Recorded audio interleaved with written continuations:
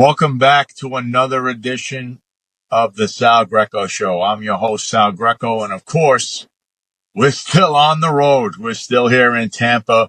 I figure I'd come to you guys with some latest developments. Obviously, something that I had discussed with Eric Dim, who was a guest on my show, became true 24 hours later. We also have the continuing corruption scandal involving Eric Adams and his cronies in New York City. And we have an unfortunate incident that occurred involving another car pursuit that involved a fatality. And it's very sad. And we'll get into that. But first, right here, Cow Bakery, where I love to have my cafecitos. Last episode, I had mentioned this, so I'm going to reiterate it again. If you go to 17519 Bruce B. Downs Boulevard in Tampa, that's the latest location, the newest Cow Bakery. Please go there. You can see my buddy Alan. The perks of living in Florida is the access to some delicious, authentic Cuban food. Yeah, Fox 15 photojournalist Jason Wright takes us to Cow Bakery Cafe here in Tampa.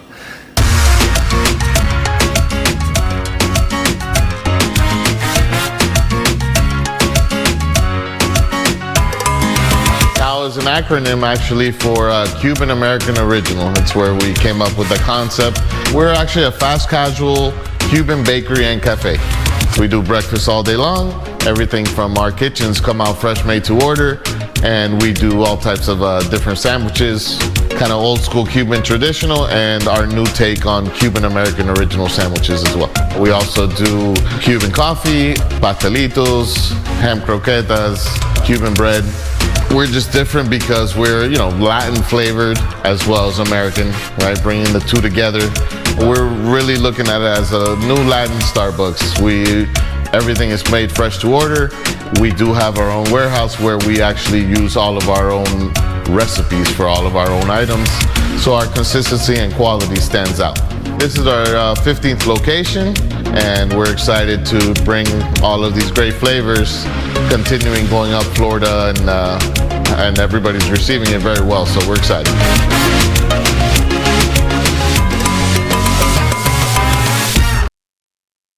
He'll give you cafecito, maybe you want some pastelitos. It's the best Cuban bakery you're going to find, probably maybe in the entire United States. My favorite place to go. I love their cafecitos. I'm virtually there every day. Whenever I can get there, there are 16 locations in all of Florida right now. There's going to be more on the way, but if you take a trip to Florida, South Florida, the Miami area, Fort Lauderdale, come to Tampa where there's two, and soon there'll be more. Come to Cow Bakery, see my buddy Alan up here in Tampa. Or you might want to go to the newer locations that are coming out of Miami. But please go see Cow Bakery. Ask for some cafecito. Maybe you want some pastries. The medianoche, mediodía, it's to die for. So I highly recommend that you go to Cow Bakery. With that being said,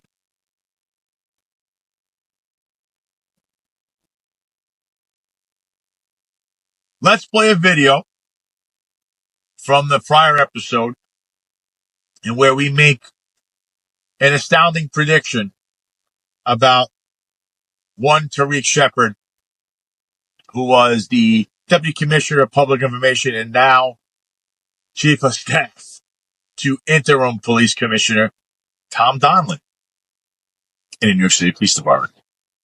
Allegedly, Tariq Shepard is to become the Chief of Staff to Tom Donlin, who we believe is a temporary fix. What do you have to say about that, Eric? First, I'm hearing it right now, but no surprise to me also because Tariq Shepard is close to the king. So I believe these are strings that are actually pulled by Eric Adams. Again, I think Tom Donlin is there just as a face and just to regurgitate whatever he's told to as the lapdog for Eric Adams. I don't believe that anything he's doing right now is a decision made on himself. I think we were bamboozled in the beginning to believe that Tom Donilon was going to be there to clean house, but it turns out he's part of the house that needs to be cleaned. So his phone was also raided. So again, I think this is another Eric Adams appointment. I wouldn't be surprised if that's the case. So just more nepotism by Eric Adams and a failure of this administration. Yeah, I heard that, and I said, I'm going to ask Eric or John about that because that was the first I heard about it. But actually, Tariq Shepard, Eric, this guy's another guy that was online, and he was browbeating reporters, and he still browbeats reporters. And if everyone does recall, when the whole Columbia University thing happened, he was the first to say there were no incidents that occurred. But they forgot to mention that there was a shooting, even though, a sergeant let off a round, which is a pretty big deal. But he said there was no incidents until there was. He's also, he sounds to me more like a political operative. Wouldn't you say that, Eric? Absolutely. This entire administration under Eric Adams has been the focus and the theme is fight perception, change the truth, control the narrative, and gaslight the public. So what you just saw was 24 hours prior to it being an official announcement or just an official anything, because we never heard anything being official with this. You heard it here first, folks, on the Sal Greco show, that there was a strong inkling that Tariq Shepard would become the next chief of staff to interim police commissioner Tom Donilon of the New York City Police Department. And I believe Eric Dim coins him the most insignificant police commissioner of all time. Now dethroning Eddie Caban, the prior police commissioner, who was the most insignificant police commissioner of all time. But he will go down as the party police commissioner. That's a story for another time. But if you do watch this show, whether you like it or not, you might hear something that ends up becoming true or lays out a blueprint for things to come. Tariq Shepard, who's not a well-liked guy by many people in the media, good luck on your new role. I'm sure you'll be a very outstanding chief of staff, kind of like the last one, which was Raul Pintos, Mr. Consofrito frequenter himself. Good friend of the aforementioned mob associate and self-admitted criminal Jimmy Rodriguez, the now former manager of the now defunct Consofrito in the Bronx, which had every kind of criminality you could think of, allegedly. So the next subject and topic I wanted to discuss was this car pursuit that occurred in the New York City Police Department. I, being a former New York City police officer who, was involved in close to 1,000 arrests myself and overall. And I was in a pursuit. I'll tell you what happened with that. It wasn't really a pursuit, but there's a whole directive with this involving the chief of patrol, John Schell. In the last year and a half, he put out a directive, and you'll hear about it in this article, and the Daily News covered this. So let's see what the Daily News has to offer and cover on regards of this unfortunate car pursuit that ended in a fatality. Truck driver fleeing NYPD cops fatally strikes Queens bicyclist. This is an article in the Daily News written by Emma Sewell, Rocco Periscandolo, Thomas Tracy, Ellen Moynihan, and Carrie Burke. Truck driver fleeing NYPD cops fatally strikes Queens bicyclist. A Queens bicyclist was fatally struck by a pickup truck driver who was fleeing NYPD cops, police said Wednesday. The fatal collision renewed concerns that the NYPD, which last year decreed it was done letting suspects routinely speed away from police, is often too aggressive in chasing cars. Cops responding to a 911 call of a burglary in progress on 39th Avenue near Crescent St. in Long Island City about 11 p.m. Tuesday spotted a Dodge Ram parked nearby with tape covering its rear license plate, cops said. 3 men were inside.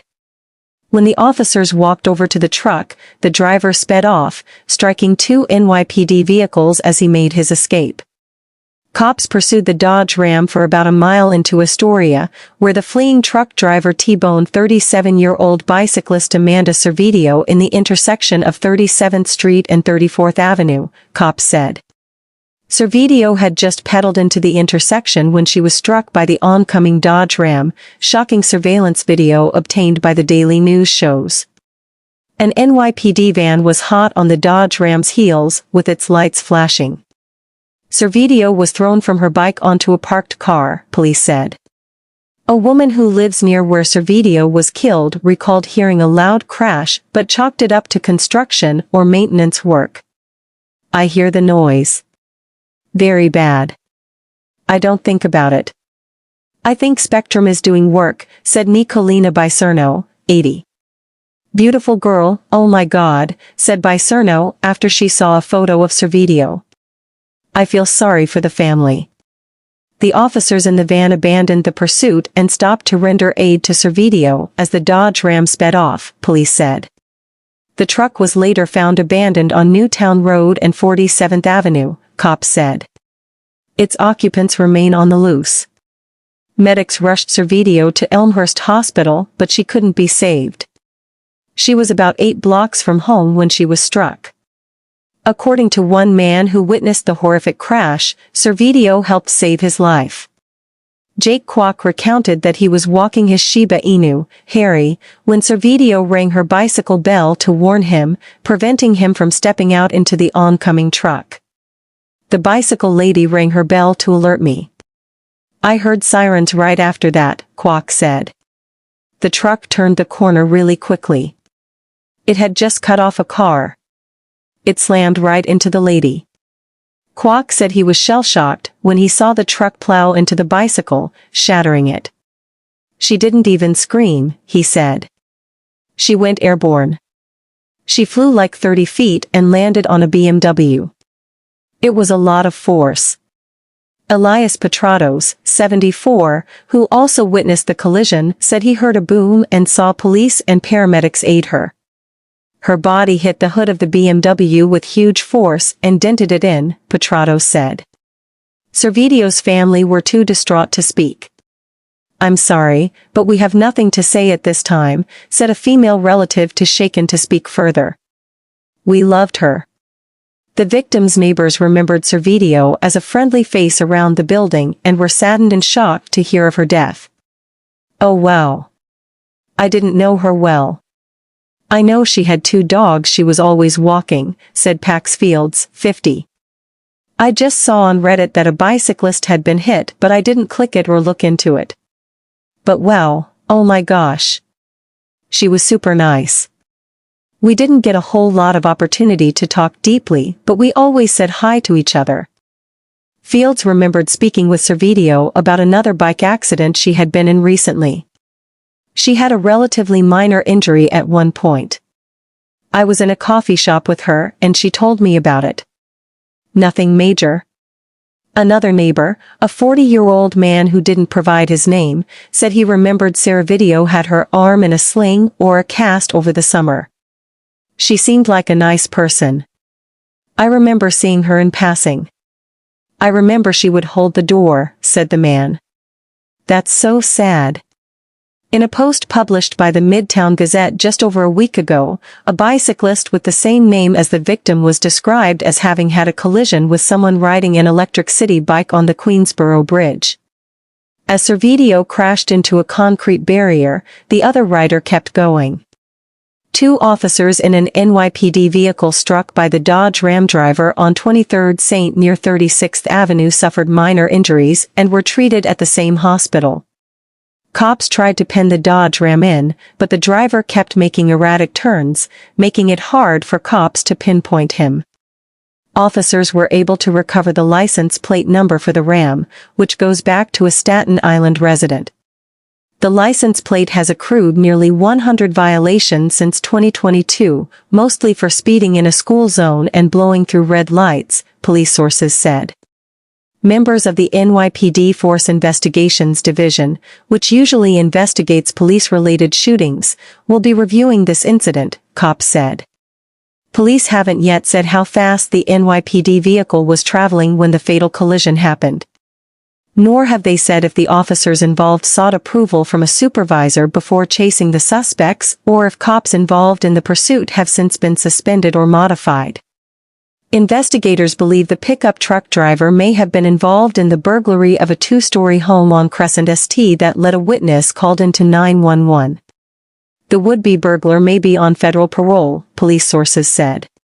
3 people have been killed in NYPD pursuits this year and many more injured, Transportation Alternatives Co-Executive Director Elizabeth Adams said. Driving any vehicle at high speed puts everyone on the street at risk, and police chases are no exception, Adams said. The police regularly put New Yorkers at risk with these deadly, unnecessary chases. It's time for the city to ban police chases in writing and in practice. Maintaining the status quo will kill more of our neighbors. NYPD car chases have surged during the Adams administration as police tried to curtail the use of ghost cars, vehicles with fake license plates, NYPD Chief of Patrol John Chell explained last year. People thinking they can take off on us, those days are over, he said at a July 6, 2023, press conference. While the policy shift has drawn criticism from police watchdogs who say the risks outweigh the potential upsides, the NYPD insists high-speed chases are sometimes necessary. Pursuing any car is inherently dangerous, Chell said last year. You've got to strike that balance of when you're going to do it, how you're going to do it. I tell bosses if you don't think it's a go, you call it off. After receiving staunch criticism about police pursuits, the NYPD switched gears, implementing new policies in which supervisors must approve police pursuits based on a number of factors, including if the decision to pursue could harm the public. All right, so this car pursuit, police pursuit, whatever you want to call it. In order to understand all of this, I'm going to go back into my heyday and my time on the job in the New York City Police Department. Back when I was working, car pursuits were frowned upon. The reason being because of New York City being such a metropolis where 8 million people do live there. The chances of something like what just occurred were very high. So I didn't want to take this risk or chance, and neither did other officers, and especially supervisors. So the procedure would be, can you do a pursuit?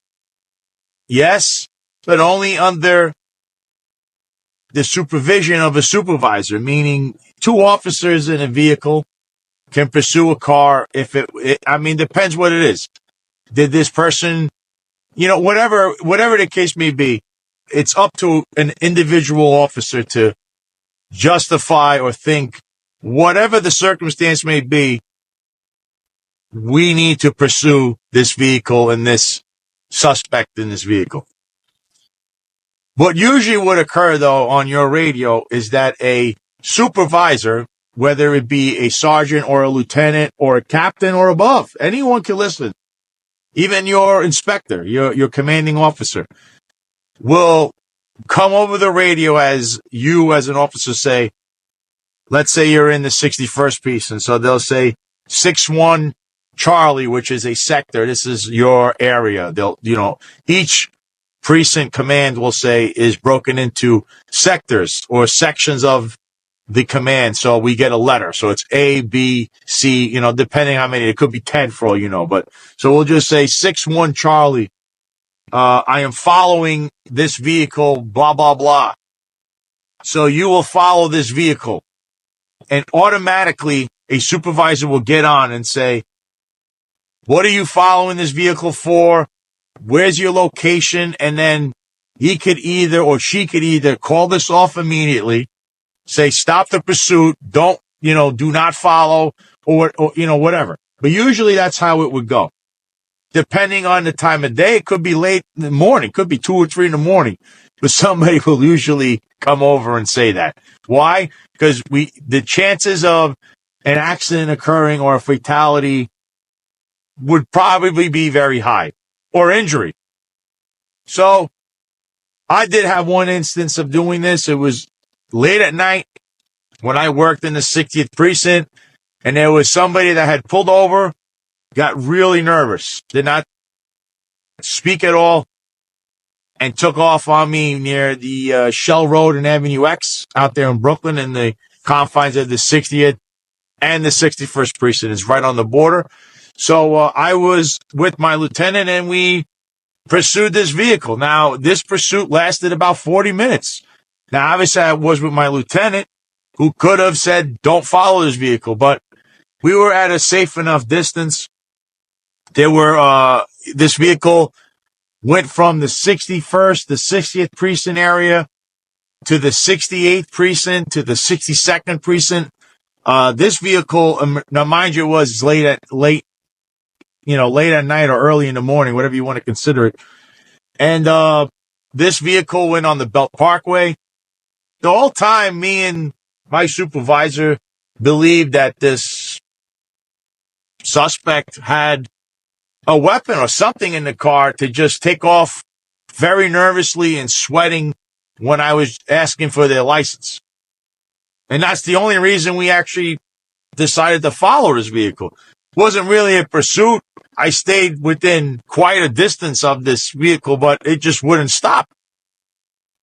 Eventually, after 40 minutes, nobody went over the radio to say, don't, stop this pursuit, or what's this pursuit about? And I was with a lieutenant. The pursuit came to an end when the vehicle came to a full stop in the 7th precinct.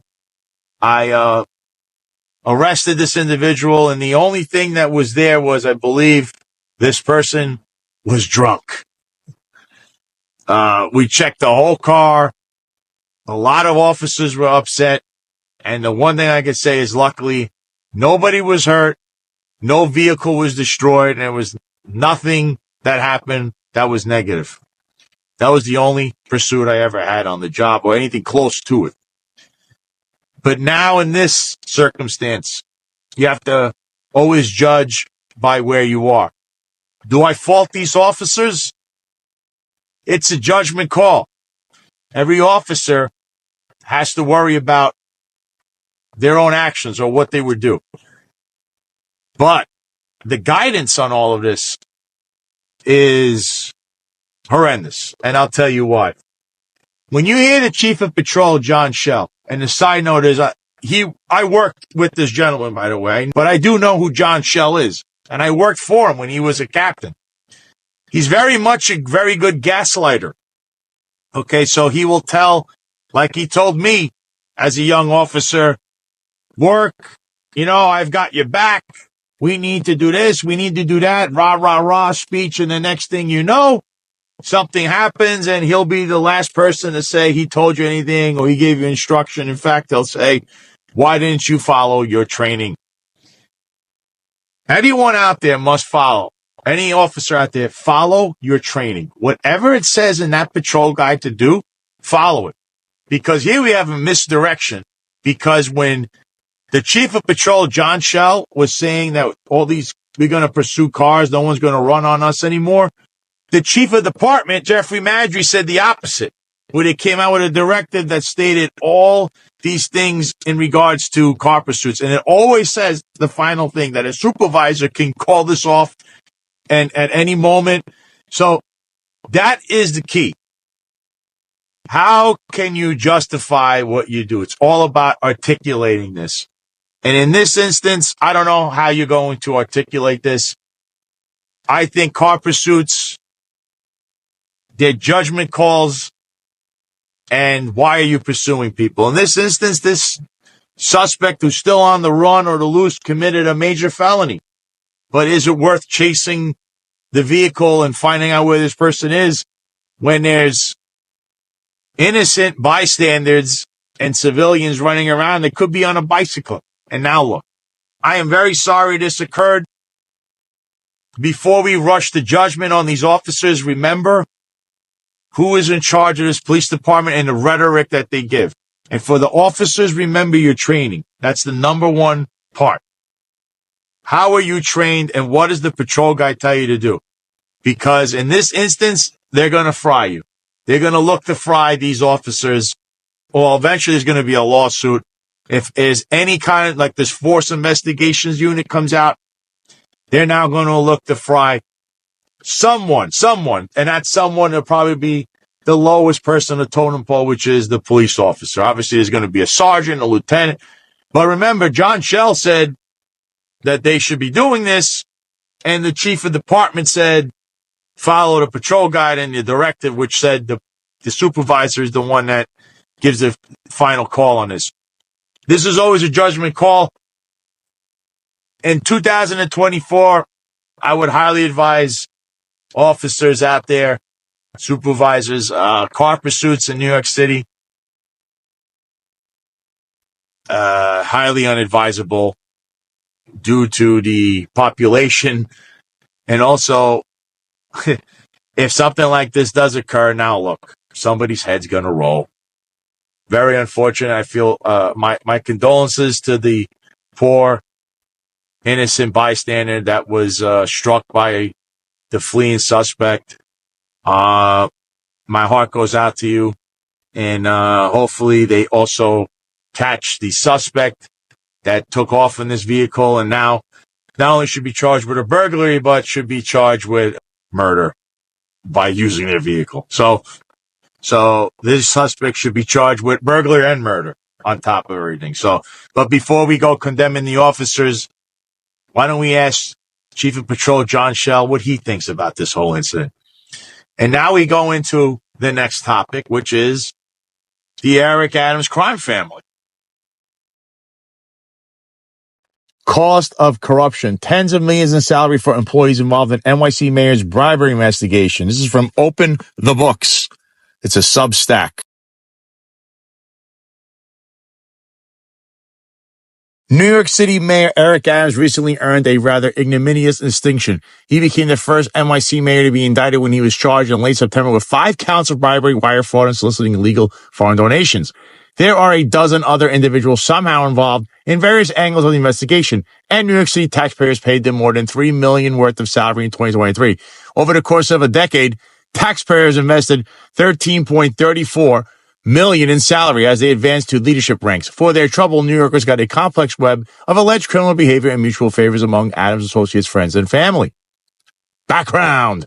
Damian Williams, U.S. Attorney for the Southern District of New York, described the charges against Mayor Adams as such. Quote, as alleged, Mayor Adams abused his position as the city's highest elected official and before that as Brooklyn Borough President to take bribes and solicit illegal campaign contributions by allegedly taking improper and illegal benefits from foreign nationals, including to allow a Manhattan skyscraper to open without a fire inspection.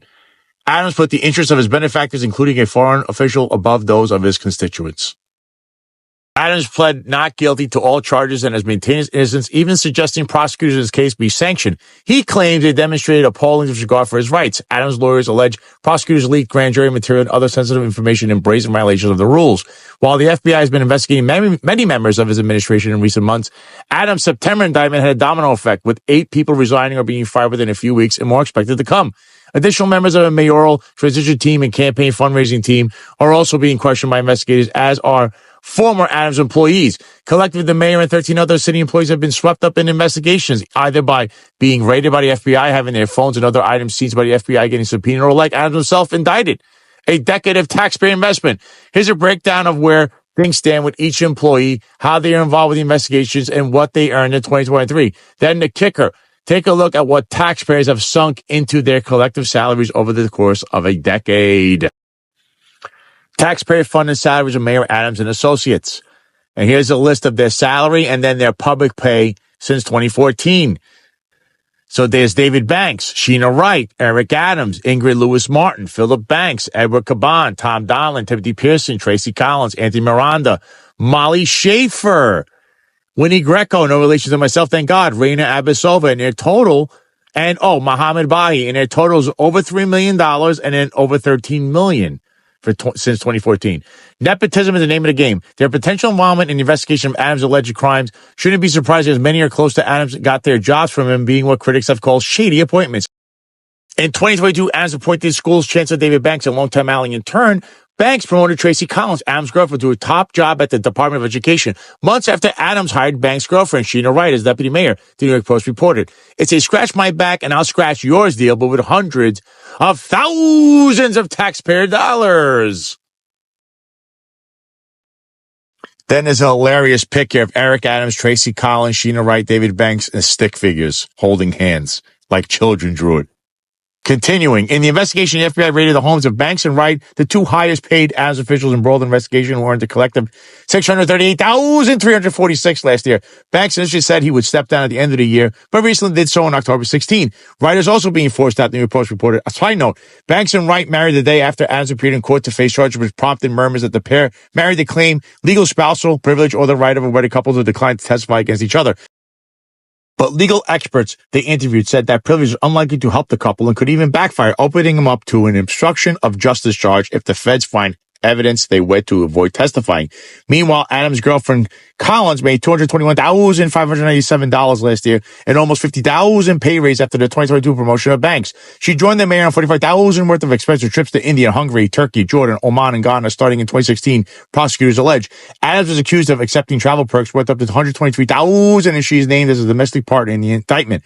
A day in a life. A New York Times reporter recently spent a day living like the mayor, documented in a feature called Live Flat Seats and Chilled Champagne, testing Eric Adams' upgrade life. All city officials and high-level employees must disclose any potential conflicts of interest to the New York City Conflicts of Interest Board, which Adams did not do. On top of the travel perks, Collins allegedly hasn't shown up for work in almost 1 year, according to a former DOE employee who filed complaints about her with the DOE ethics officer, the Conflicts of Interest Board, the Special Commissioner of Investigation for City Schools, and the City Department of Investigation. The employee alleged Collins rarely has been seen in the office since November 2023, and her work calendar has been empty. Adding insult to injury, Collins recently switched her job to the senior advisor to Melissa Avias Ramos, the current deputy chancellor of family and community engagement, who took over for Banks when he leaves as school's chancellor. Asked about this, Adams said Tracy was a phenomenal educator for over 30-something years. There was a job vacancy. She filed for it. Being a significant other of the mayor should not stop your track. Keeping it in the family. And here's a chart. Tracy Collins, Eric Adams, Bernard Adams, Sharon Adams. Then there's Sheena Wright, David Banks, Philip Banks III, and Terrence Banks. It all shows their connections, all brothers and domestic partners. The nepotism didn't stop there. The Adams and the Banks families are all over the city. Adams' sister-in-law Sharon, wife of his brother Bernard, also landed a job as a strategic initiative specialist in the education department last year, making $150,000 a year, more than double her prior pay as a school teacher in the Richmond Public Schools in Virginia, the city reported. This came after Adams hired his brother as senior advisor for mayoral security and paid him $1 because his initial attempt to first pay him $242,000, then $210,000 were stopped by city rules that bar public officials from using their positions to benefit close relatives, defined as spouses, domestic partners, children, parents, and siblings. It says nothing about in-laws. Neither Adams' brother nor his sister-in-law are reported to have been questioned by the FBI or any other investigators. More Banks, where that came from. Mayor Adams' longtime ally Banks also has further family ties involved. His brother, Philip Banks III, $251,982. The deputy mayor for public safety had his home searched by the FBI and phone seized. This Banks brother was also involved in a 2018 NYPD corruption scandal, wherein the former chief of the department resigned from that position after he was named as an unindicted co-conspirator in a bribery case.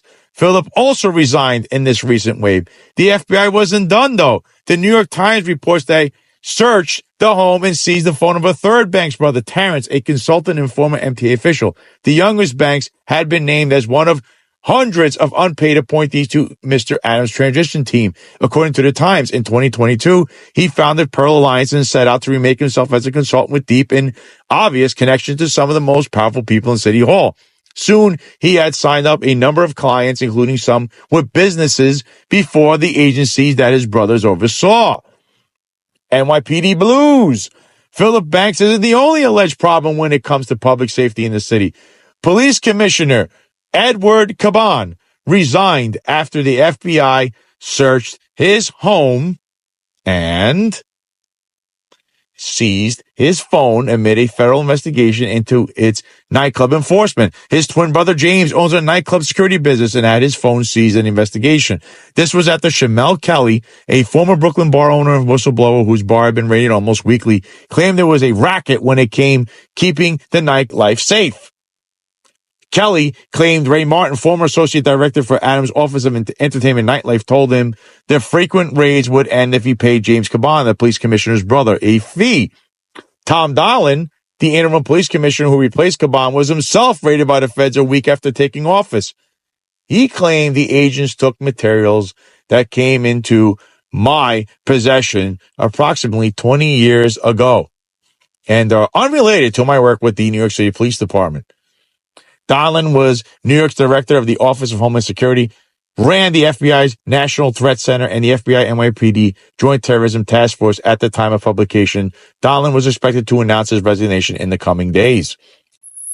The Pearsons. Tim Pearson is another individual tied to public safety who finds himself under investigation.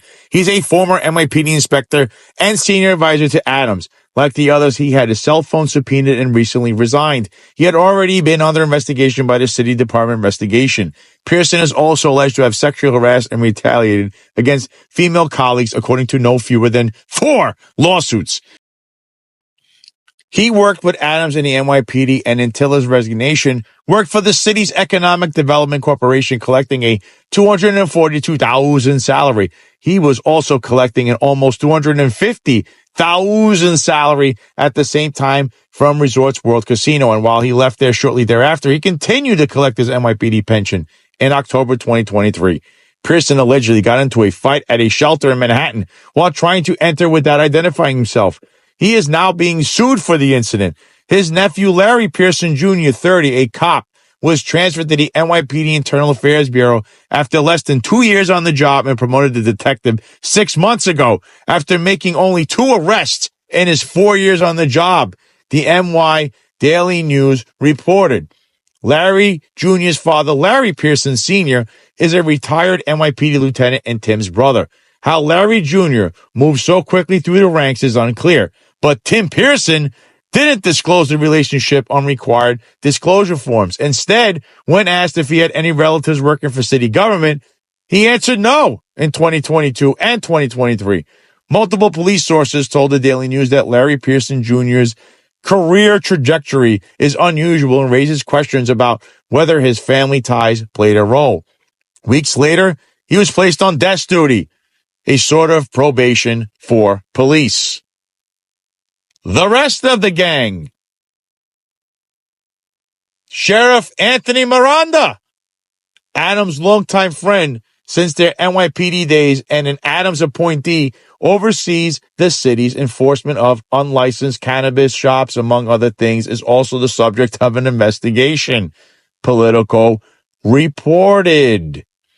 The NYC Department of Investigation is looking into the Sheriff's Office and the U.S. Attorney's Office for the Eastern District of New York, who indicted Adams, was looking into Miranda as recently as last year. The DOI seized cash from the Sheriff's Office, looking into whether the agency improperly took money from cannabis stores that it raided, closed and padlocked, the New York Times reported. Side note, the NYC Deputy Sheriff's Association has called on Miranda to resign for creating a hostile work environment that has led to an exodus of rank-and-file members. Rana Abbasova is an Azerbaijan native who performed advanced planning and logistics for mayoral events as part of her role, was Adams' aide and liaison to Turkey. She is reported to be cooperating with the feds after being accused of deleting text messages when the FBI came calling, prosecutors alleged. She was fired, allegedly, for deleting text messages. Mohammed Bahi, Adams' special assistant, is the only other person besides Adams who was indicted this year with charges of witness tampering and obstruction of justice, allegedly for obstructing the investigation into Adams' campaign donations. Frank Carone, Our Lady of Mount Carmel Church in Brooklyn, was subpoenaed to provide information about business dealings between Carone, formerly Adams' chief of staff and confidant, and the church's lead pastor. Carone left Adams' office in 2022 when he was making $251,982 and started his own consulting and lobbying firm, Oak Tree Solutions. He has since raised hundreds of thousands of dollars for the mayor's reelection campaign, and critics say, quote, he is trading in on his close relationship with the mayor in order to amass a small fortune from the city's biggest power players, people who are potentially looking for favorable action from City Hall, end quote. NY1 reported. That's New York one. Eric Ulrich, most recently the city's building department chief, after being a longtime city councilman and briefly Adams' advisor, was charged in September 2023 in a 16-count indictment, alleging he traded political favors for more than $150,000 in bribes. He resigned in November 2022 while still under investigation, later pleading not guilty in that ongoing case. But his tenure as city employee cost taxpayers $1.4 million since 2014. Chief Counsel Lisa Zornberg resigned, and Health Commissioner Ashwin Vasan announced plans to step down at the end of the year. Neither have been reported to have been questioned or searched by the feds. One more thing. Although not city employees, Brianna Suggs, Adams fundraiser campaign consultant, and Cenk Okal, a member of Adams' transition team and a former executive of Turkish Airlines, both have been investigated by the FBI. Conclusion. This lengthy list of actors in the Adams drama grows by the day. It goes to show that oftentimes the most corrupt behavior happens where we're last looking for it, at the municipal level. It's all the reason a New Yorker should need to support a new city council proposal, creating an advice and consent process for approving the mayor's agency commissioners. Adams, however, killed the initiative by calling his own charter revision commission to supersede the city council. The mayor's commission has been called a sham, bypassing the democratic process in favor of putting 5 ballot questions on the November ballot, none of which involved giving the city council advice and consent power. New York residents should demand more accountability when it comes to appointees so they can avoid scandal of this magnitude in the future. Otherwise, they're at risk of paying their tax money into another complex of mutual favoritism and corruption. This Substack article from Open the Books was quite revealing about the activities surrounding the Eric Adams administration, also the police department, and how deep this rolls. A lot of that has been covered here on the Sal Greco show, but there's actual chart there, and I'm going to actually put that chart up once again because it is pretty damning to see how much money taxpayers have been on the hook for in regards to the Eric Adams administration, all these corruptible individuals. And I think you're going to be seeing something very shortly coming from Eastern District of New York, coupled with the Southern District of New York. Maybe it should be before Election Day, or it might be just after Election Day. Why? I mean, these federal agents have been very busy lately. And there's a whole bunch of different leads. There's leads to everything. You can see it. You know, I know that nothing seems on the up here, and I don't think that even the media has covered this the way it should be, or even in detail. I, being in law enforcement, prior law enforcement, I could tell you, this goose is cooked, and I don't know exactly how or when this is about to occur, but Eric Adams cannot continue as the New York City mayor. I don't know how the city continues to function underneath Eric Adams. It's quite troubling, to say the least.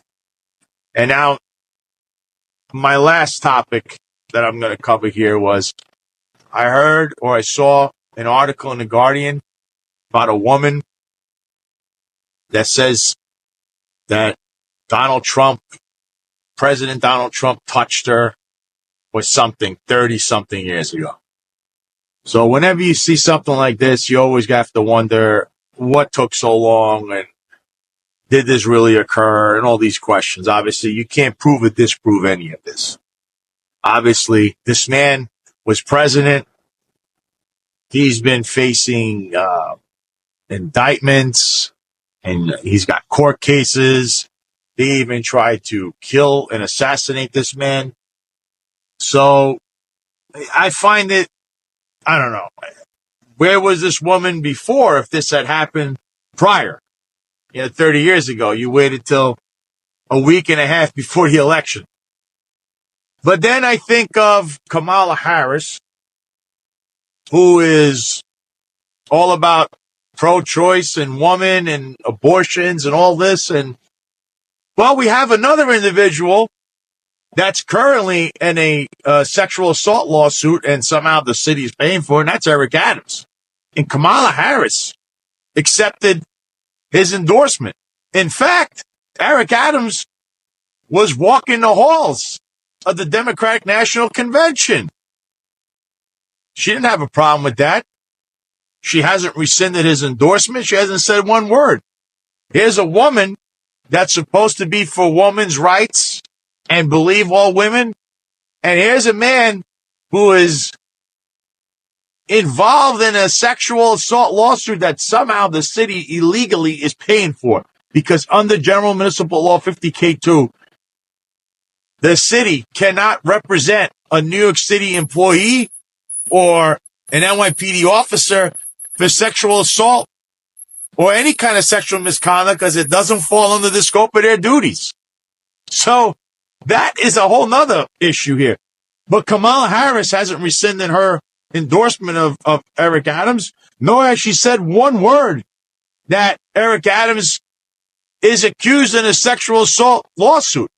Now, mind you, here's the difference. The lawsuit with Eric Adams is involving his time as a New York City police sergeant at that time, who then went on to become a captain and has had a lot of power around him, politically and in the police department, versus President Trump, who was civilian Donald Trump 30 years ago. And what kind of power does he have as a civilian? He's just like everyone else in this country, including myself. So there's a difference here where the female is afraid to speak out because of how strong you are in your position in the police department and also what you have become over the years. Who was going to believe that victim, right? But I thought we believed all victims as Kamala Harris. All I'm trying to say is you have to put things into perspective and into light. Some people feel strongly about President Trump. Others severely dislike him. Some people have a mental disorder in the way they dislike him. Some people feel strongly about Kamala Harris. Some people dislike Kamala Harris. And some people have a mental disorder on how they go about that as well. Of course, you know, I always lean in President Trump's favor, but I'm not a sycophant. But I'm also going to call balls and strikes the way they should be. And in this instance, if you're going to run with this story, Kamala Harris, who says she's all for women, has never rescinded Eric Adams' endorsement, and he's right smack in the middle of something that is quite damaging and alarming, because that case with Lorna Bethora, I believe her name is, who's a victim and a former police department employee, his lawyer is actually browbeating her to this day. Because what are they doing? Withholding the personnel file, her own personnel file, so that they could try to get her in a deposition. This is from what I'm reading from the New York Daily News. Alex Spiro, who charges $2,000 an hour, we don't know what he's charging right now, New York City taxpayers. That lawsuit, he is demanding to get her in a deposition without giving her personnel file. And the trap will be, he's going to ask her, what are the dates? Because that's what he's asking for, the exact dates. She's going to give a general vicinity of the dates, and then the personnel file is going to show exact dates that she worked, and that's the trap. And that should be illegal. But these are the games they play behind the scenes with lawsuits, just so you understand. So let's just be fair. If you're going to accuse Donald Trump of something and say he's a bad guy, well, Kamala Harris is taking endorsements from guys that are alleged to have done much worse and abused their position of power, and now they're the mayor while they're indicted as a mayor, and Kamala Harris has no problem keeping him with his endorsement and also having him at the Democratic National Convention. So, really, is this all arbitrary or not? That's what it seems to me. to be. So, with that being said, if you liked what you just saw, if you liked what you heard, if you're on YouTube, hit the subscribe button, hit the like button, hit the share button. If you're on Rumble, hit the follow button, hit the Rumble button. If you're listening on all podcast streaming platforms that carry the Sal Greco Show, please follow it, like it, leave a comment. I actually read a lot of the comments, whether they're by the supporters and the haters. So, see you on the next one. Good afternoon, good morning, good night.